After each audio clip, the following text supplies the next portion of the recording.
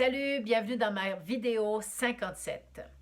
Et oui, aujourd'hui j'ai décidé de commencer mes capsules sur l'intelligence financière. Donc pour ma première capsule, je vais te parler tout simplement de la définition d'intelligence financière, de l'impact que ça a dans nos vies et de quelles sont les étapes ou qu'est-ce qu'il faut faire pour améliorer et développer son intelligence financière. Mais avant ça, laisse-moi me présenter. Je m'appelle Natacha, je suis entrepreneur, artiste et taekwondoïste. Je suis en train de faire un défi, le défi de 90 vidéos en 90 jours. Et ce défi, il est pour mettre au monde, d'une part, ma chaîne YouTube, mais aussi, d'autre part, mon défi Gen X, qui est d'aider les gens à faire un changement dans leur vie, un changement radical. Je les accompagne pendant 90 jours pour les aider à continuer, à les motiver, à ne pas lâcher pour réussir à enclencher un processus qui leur fera faire un bond neuroquantique et passer à la vitesse supérieure. Si tu as aimé la vidéo, surtout, like le contenu, ça me fait toujours plaisir. Et bien sûr, si c'est ta première visite, abonne-toi à ma chaîne YouTube. N'oublie pas d'activer ici les notifications et tu ne manqueras aucune de mes vidéos. Voilà, maintenant que je me suis présentée, revenons à nos moutons, soit dit en passant, à l'intelligence financière. J'ai découvert l'intelligence financière, l'existence de l'intelligence financière il y a à peu près une quinzaine d'années, pas avant, et j'avoue que moi, personnellement, ça a changé ma vie. D'ailleurs, je suis passée en 3 ans, je suis passée d'un revenu en dessous de 10 000 par année à 80 000 par année, 3 ans plus tard, tout simplement parce que j'ai pris conscience que l'intelligence financière existait et j'ai commencé à développer mon intelligence financière. Robert Kiyosaki est le père, à mon sens, de l'intelligence financière. Il a écrit Père riche, Père pauvre, qui est un best-seller qu'en général tout le monde connaît. Et par la suite, il a écrit d'autres livres, comme Le Guide pour investir, L'entreprise du 21e siècle. Il y a aussi Augmenter votre intelligence financière. Donc, il a écrit plusieurs livres, toujours en rapport avec l'intelligence financière. Et moi, personnellement, j'ai lu tous ces livres. J'ai lu d'autres livres aussi de d'autres gens qui ont développé dans le même sens que Robert Kiyosaki au niveau de l'intelligence financière. L'intelligence financière, ce n'est pas forcément quelqu'un qui est riche, n'est pas forcément intelligent financièrement. Oui, à un certain niveau, il va l'être, mais pas à tous les niveaux.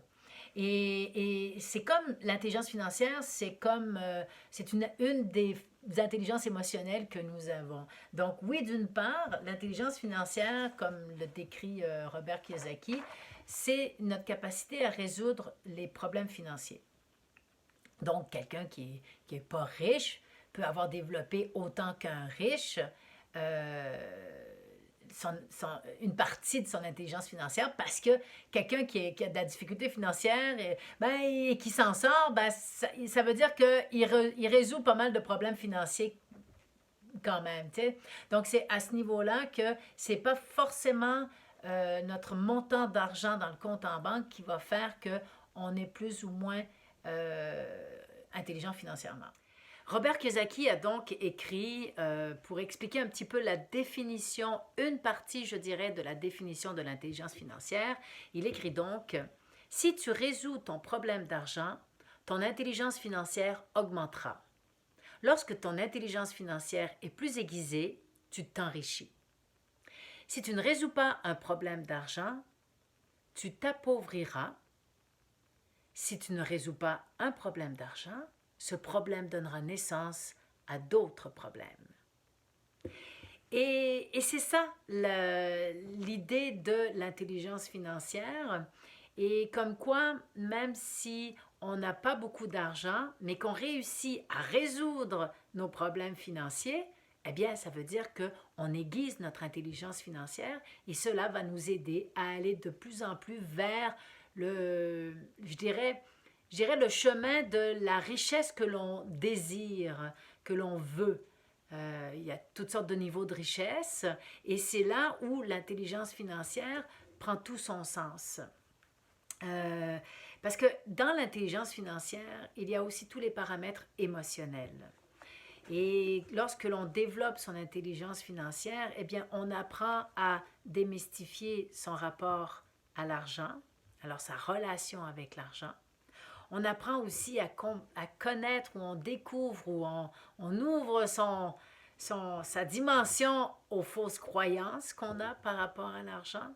Donc là, c'est tout un cheminement qui doit être fait de reconnaître comment notre vie a été basée sur des fausses croyances par rapport à l'argent qui nous a été en partie inculquée par d'autres.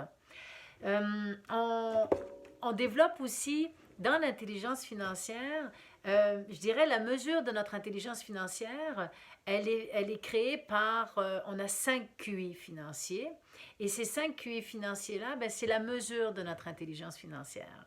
Donc quelqu'un qui est très très riche, mais qui est incapable de résoudre ses problèmes d'argent, il va avoir développé un QI financier plus qu'un autre. Donc, dans ces 5 QI financiers-là, eh bien, on réussit réellement à développer dans différentes sphères cette intelligence financière par rapport à l'argent, nos relations, notre manière de voir les choses, notre manière d'aborder la vie. Développer son intelligence financière, bien, ça sert à reconnaître certains mécanismes dans notre vie.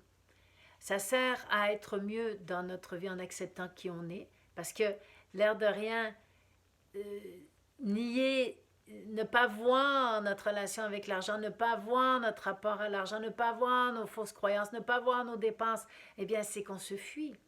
Plus on est capable de voir notre relation avec l'argent, de voir qu'est-ce qu'on dépense au quotidien, comment est-ce qu'on gère, comment est-ce qu'on en parle, eh bien, ça permet aussi de se connaître plus.